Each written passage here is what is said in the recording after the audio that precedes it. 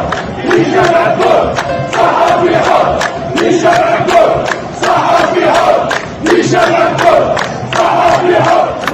عبود ناشئ اليوم دوم الإرهاب لي جينيرو.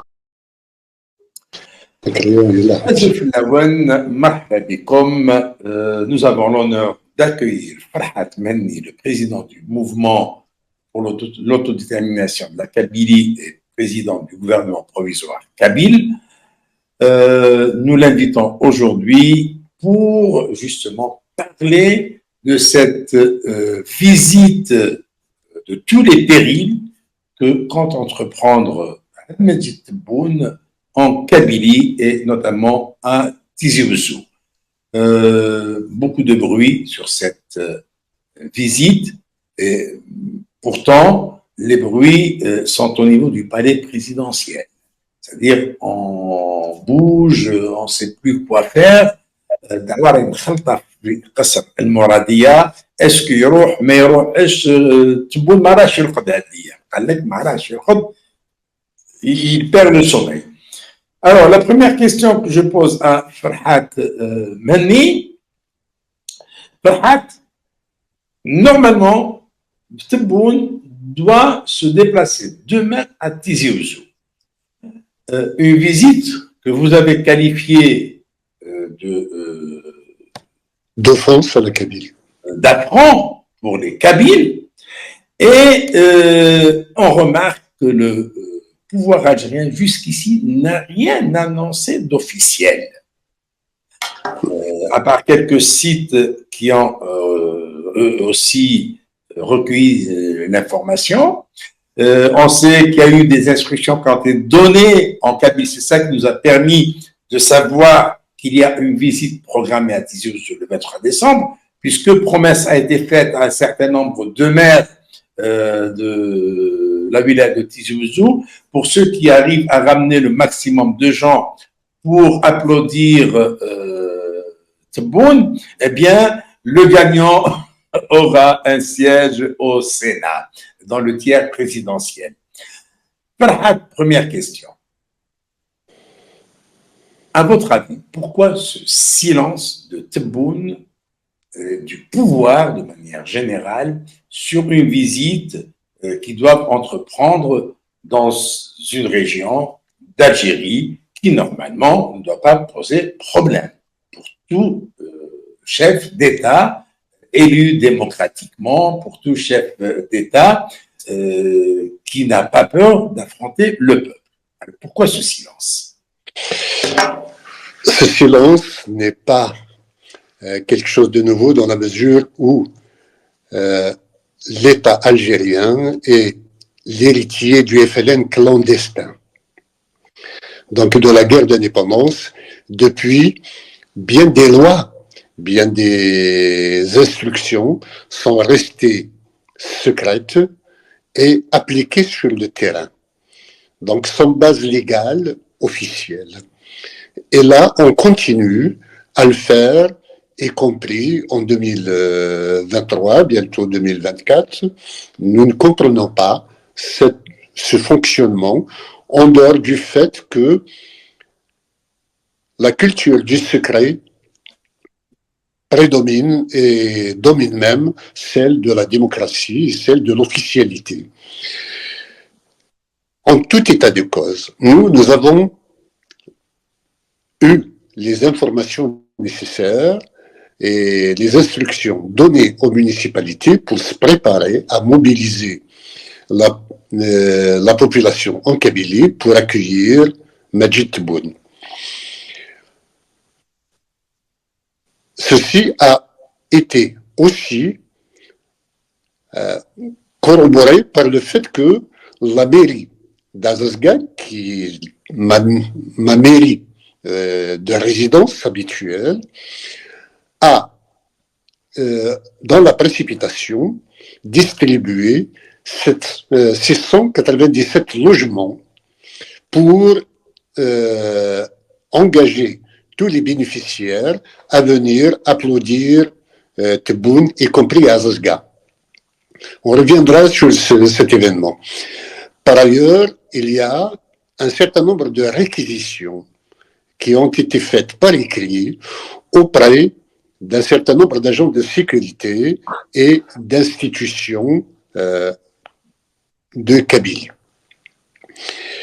Tout cela montre que le projet était réel et il devait se dérouler pour demain. À ce moment-là même, nous ne pouvons pas dire si ce voyage est annulé ou maintenu. Donc, il y a le flou artistique qui est entretenu par la présidence. Elle aurait pu donner des informations sur le programme du président pour demain.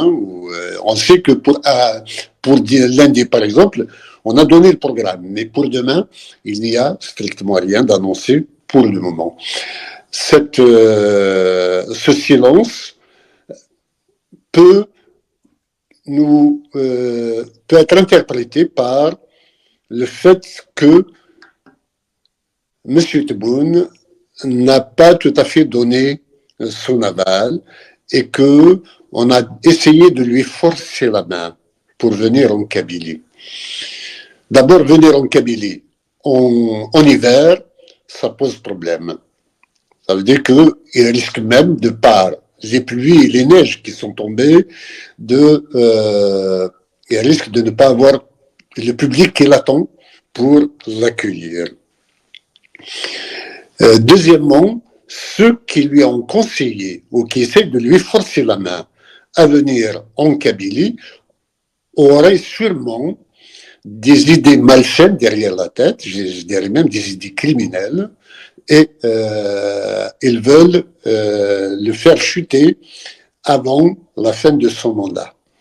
On sait que la lutte des clans au sommet de l'État fait rage et cette visite ferait partie d'une tactique qui pousserait M. Tebboune à la faute pour visiter un peuple qu'il a jusqu'à présent réprimé avec la plus grande violence, inconnue depuis la guerre d'indépendance. Farhat, on parle d'annulation ou de report pour le 12 janvier. Ouais. Mais on dit aussi que le MAC est pour quelque chose dans cet éventuel report ou cette éventuelle annulation, puisque des menaces seraient parvenues à la présidence de la République, faisant état de la préparation d'un accueil spécial. On ne sait pas quel genre d'accueil spécial que réserverait le MAC à Tebboune à Tizi Ouzou. Est-ce que vous pouvez nous éclairer sur ce sujet? D'abord, vous avez parlé tout à l'heure du fait que M. Tebboune est normalement président de la République, élu démocratiquement au suffrage universel, et l'Algérie et la Kabylie est une région d'Algérie qu'il devrait normalement visiter normalement. Non, la Kabylie n'est pas une région d'Algérie. La Kabylie est kabyle et M. Tebboune le sait parfaitement. Donc, venir en Kabylie, c'est nécessairement un acte d'agression, un acte, comme vous avez dit, une tentative d'acte d'affront contre le peuple kabyle qui est inadmissible pour nous. Et aussitôt que nous avions appris que cette visite était programmée, nous nous sommes mobilisés pour d'abord l'avertir que cette visite est indue et que elle ne respecte pas les standards nécessaires pour une visite d'un chef d'État. Nous avons donné des raisons pour lesquelles, avec des raisons qui feraient que Tebboune pourrait venir et être bien accueilli même par la Kabylie, mais cela suppose qu'il y aurait libération de tous les prisonniers politiques kabyles. Ils sont plus de 500 en prison. Il y a les condamnés à mort, les condamnations à de lourdes peines, et ceux mêmes qui ont été libérés, qui sont toujours poursuivis dans des affaires fantaisistes, mais qui créent des tracasseries administratives infinies pour les militants politiques en général, et reconnaître que la Kabylie est un peuple et une nation qui méritent qu'elle soit libre et ait le droit, démocratiquement, par un référendum avec les instances internationales, de s'exprimer librement sur son avenir de liberté. Donc, juste par rapport au terme région d'Algérie, la Kabylie n'est pas une région d'Algérie, je le répète. C'est une région, c'est un pays, c'est un peuple, c'est une nation qu'il y a lieu de respecter à sa juste valeur. Concernant le report, il est probable que nos avertissements et nos déclarations soient pour quelque chose dans ce report. Ce report, il y a. Mais ce report, il y a, est-ce qu'il y a déjà eu décision de venir? Ou est-ce que c'est juste un jeu d'usure, une sorte d'usure des nerfs entre partenaires, entre adversaires, entre la Kabylie et le pouvoir algérien pour tester le degré de vigilance de la Kabylie. Donc, nous avons montré que nous sommes réactifs et que nous ne pourrons pas laisser passer un événement pareil. Quelqu'un qui a mis tous nos enfants en prison, qui interdit à plus de 100 000 Kabyles de sortir du territoire algérien, qui a donc torturé des centaines de personnes, qui a interpellé des dizaines de milliers de personnes. De venir aujourd'hui nous visiter ne peut être qu'un affront, ne peut être qu'une insulte ou une provocation. Cherchons vraiment. Cette répression ne s'abat pas uniquement sur les Kabyles, elle s'abat sur tout le peuple algérien. Les emprisonnements, les détentions, les tortures sont devenues monnaie courante pour les Algériens, pas uniquement. D'ailleurs, vous n'ose pas sortir dans d'autres villes du pays. D'ailleurs, c'est pour ça qu'on s'interroge pourquoi le choix de Tizi Ouzou. Et pourquoi pas Constantine, pourquoi pas Annaba, pourquoi pas Oran? On sait très bien que même dans ces villes, dans ces régions, Tebboune est le malvenu. D'où la question, pourquoi Tizi Ouzou? Est-ce vraiment l'envie d'aller guerroyer, d'aller affronter un peuple connu pour être un peuple frondeur, un peuple indomptable? Et là, c'est vraiment périlleux pour Tebboune. Donc la répression concerne tout le monde. Je ne suis pas d'accord avec vous quand vous dites que la répression est la même à travers tout le territoire. Comparons le nombre de prisonniers politiques qu'il y a et nous verrons que la répression politique frappe particulièrement la Kabylie et l'Algérois où les Kabyles sont majoritaires aussi. Donc de ce côté-là, il n'y a pas de problème.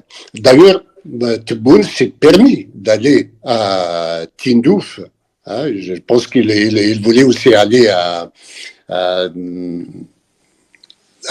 ville du sud à côté de Hassim Saoud.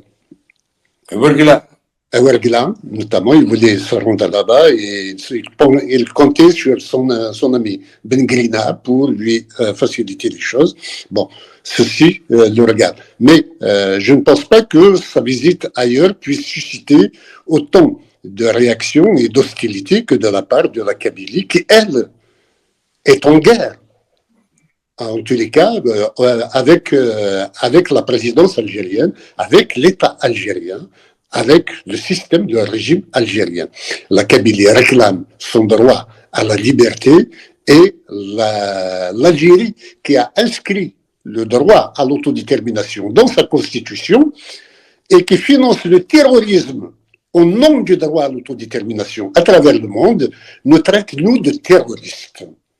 Elle s'apprête même, visiblement, à accueillir des terroristes sur son territoire, mais que nous, nos militants, qui n'ont jamais été violents de leur vie, sont condamnés au nom de l'article 87 bis qui les assimile à des terroristes.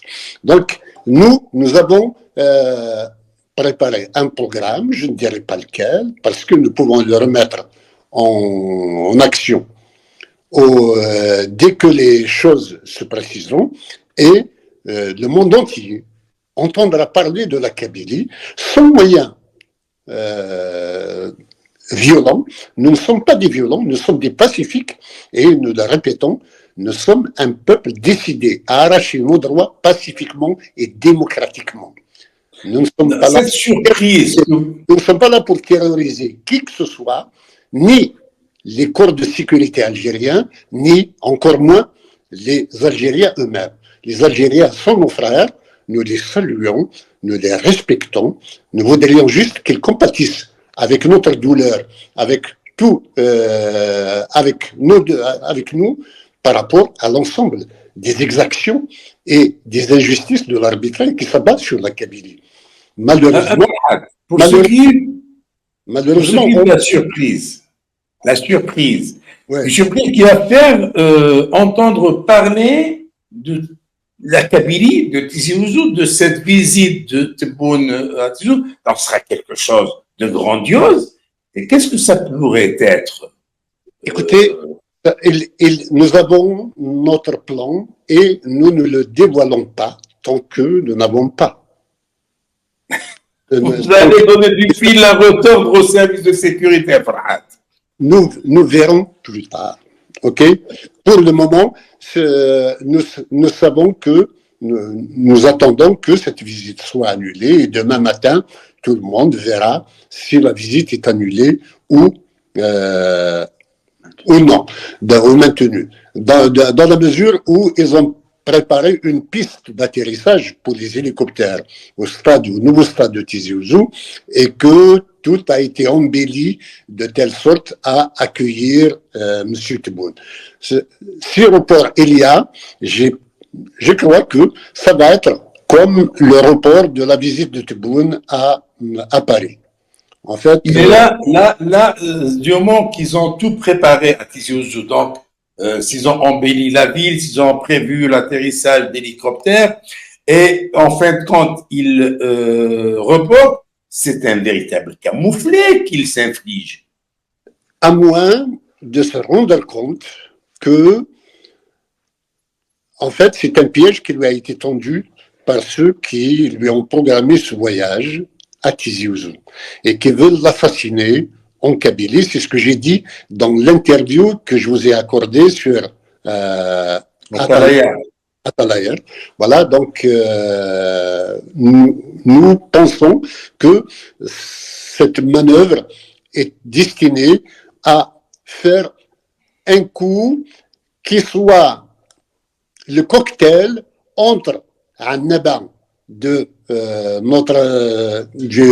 défunt président Boudiaf et Djebel Ben Smaïl de l'Arban Sirassine. C'est-à-dire qu'ils vont le tuer pendant un discours, notamment à Azazga, et c'est pour ça qu'ils ont préparé les 697 personnes bénéficiaires du logement pour l'accueillir. C'était devant elles qu'on allait le tuer, comme c'est à Azazga. Et c'est ma localité d'origine, nécessairement, on va accuser Farhat Mahni d'être derrière son assassinat. Nous ne sommes pas des... Alors, 900 logements, plus un stade pour la Kabylie, plus le nom d'Aït Ahmed qui sera donné à ce stade, n'est-ce pas une façon de corrompre la Kabylie? Corrompre, ils ont... Attention, hein? Le système a circulé de corrompus depuis longtemps. Mais on a beau corrompre des hommes, on ne corrompt pas un peuple. Et le fait d'avoir donné le nom d'Aït Ahmed au stade de Tizi Ouzou, ça reste encore dans le flou. Hein, il n'y a pas de décret actuellement donnant officiellement le nom d'Aït Ahmed à ce stade.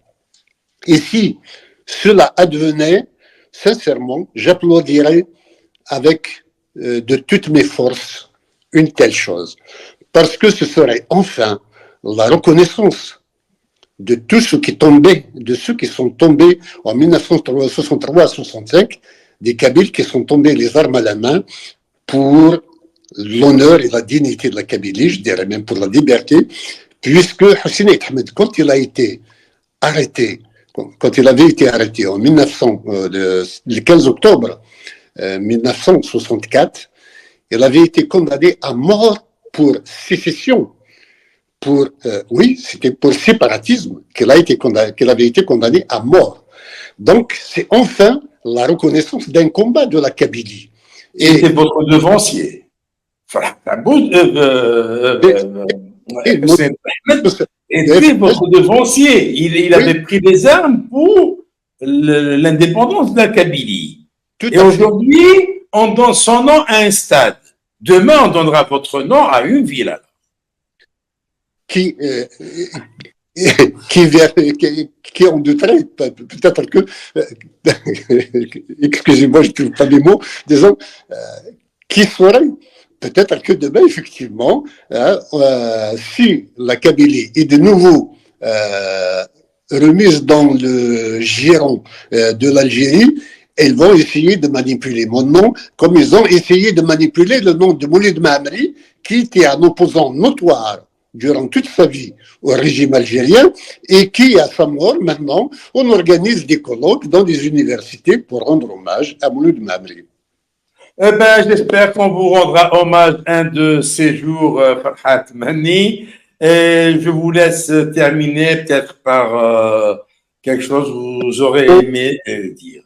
Je ne sais pas parler en arabe, je parle très mal, j'ai un accent à couper au couteau, mais je vais quand même essayer de dire aux Algériens, خاوتي ماناش إرهابيين وماناش أعداء نتاع الجزائريين، احنا مشتاقين للحرية، مشتاقين لحقوق الإنسان ولحق المصير للشعب القبائلي. ما فيش عدوى من طرفنا، عندنا غير الخير والبركة والاحترام لكل الجزائريين وللجزائر بأسرها. لكن حقنا من حقنا كفلسطينيين، حقنا من تقرير مصير للشعب القبائلي.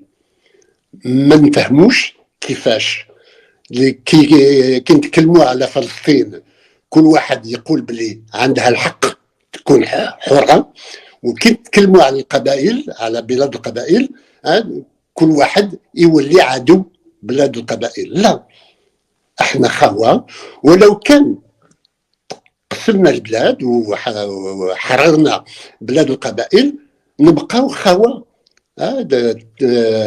العلاقات، الأخوة والصداقة تكون تربطنا مع الجزائريين، ونحن نديروا كل ما مجهودنا باش نكونوا باش نساعدوا الجزائريين بعد باش يتحروا نفسهم للديمقراطية وللحريات ولكل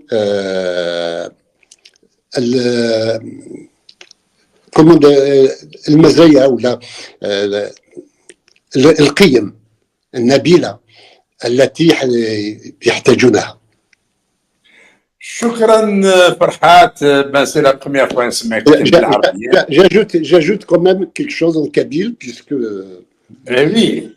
Oui, Sqbaylis يسمع أكن نبغون وسنطفل ثمور سقبيليس سبنو إيمانيس يوكن أداويش اللينس أتوغل دي الجنس يقرد الجناس نومالال يمحبسنا ذا الزوخر الزوخيس وخلال أن فكتايت الواغروا يوكن أثني السفر سي الحبس مي واحد تبونا تيزي وزون غا تمور تقبيليس ثماطن تمور تقبيليس غير يروح ماشي زوين أنا نقابل سود ميلهان.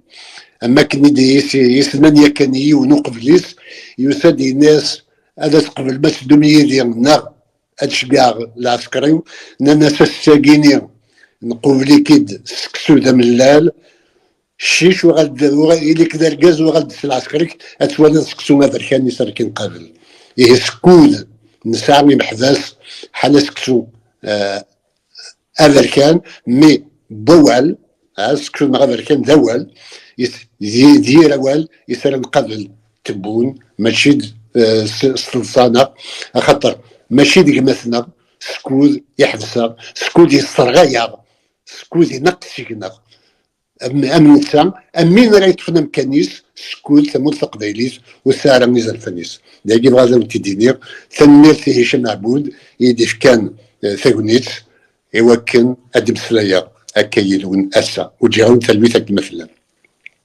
تنميت فرحات et à très bientôt inchallah. Merci beaucoup فرحات.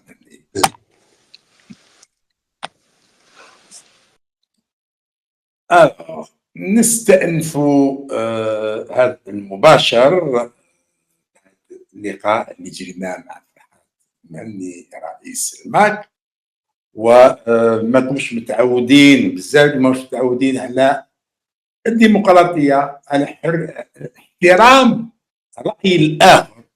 ونذكر بلي أنا وفرحات مهندي ما إذا كنا ما عندناش نفس الأفكار كامل، ولكن نتفق على فكر واحد هو احترام رأي الآخر واحترام النقاش الحر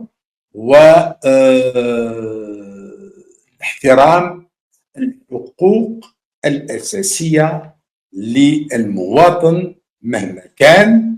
وهذا خير أحسن شيء يقدر يكون في أي مجتمع، لأنه احترام رأي الآخر مهما كان هذاك هو اللي يضمن لك حريتك، لأنه غدوة اللي راح يدافع عليك واللي ما يحملش نفس الأفكار كما أنت، وإنما يتقاسم معك الرأي ويتقاسم معك رأي في الحرية. شكرا. جينجل ونواصل السهرة بالموضوع الثاني، هي صور من الجزائر الجديدة.